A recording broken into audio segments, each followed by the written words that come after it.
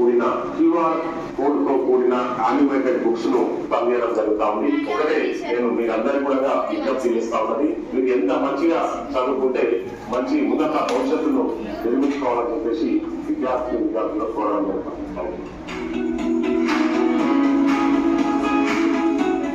భారతదేశంలో ఆదాయ అంతరాలు.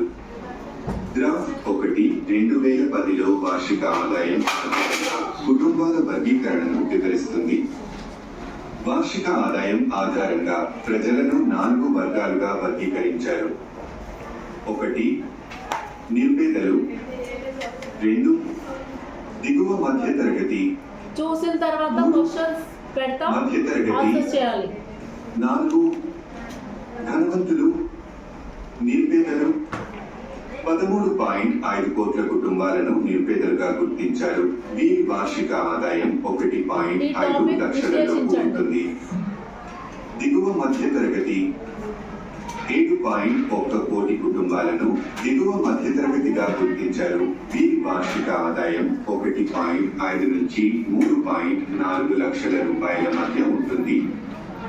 మధ్య తరగతి 3.1 కోటి కుటుంబాలను మధ్యతరగతిగా గుర్తించారు. వీరి వార్షిక ఆదాయం 3.4 నుంచి 17 లక్షల రూపాయల మధ్య ఉంటుంది.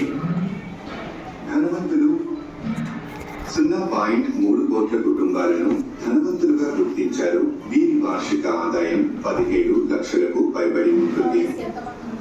గ్రాఫ్ 1 నుంచి 13.5 కోట్ల కుటుంబాలు పేదరికంలో కూరుకుపోయాయని స్పష్టమవుతోంది. వారికి సరైన ఉపాధి, తగినంత ఆదాయం లేదు. గ్రాఫ్ 2 మరియు 3లు 1996 నుండి 2011 వరకు గల బిలియనీర్ల సంఖ్యను మరియు వారి ఆదాయ పెరుగుదలను తెలియజేస్తుంది. 3 గ్రాఫ్లను పోల్చి చూస్తే ధనవంతులు మరింత ధనవంతులుగా, పేదలు మరింత పేదలుగా మిగిలిపోతున్నారని స్పష్టమవుతోంది. అధిక ఆదాయం గల సంపన్నులు తాము కోరుకున్న వస్తువులన్నీ కొనుగోలు చేయగలరు. అందివచ్చిన అవకాశాలను సమర్థవంతంగా సద్వినియోగం చేసుకుంటున్నారు. కానీ తక్కువ ఆదాయం గల నిరుపేదలు కనీస అవసరాలు లేక ఇబ్బందులు పడుతున్నారు.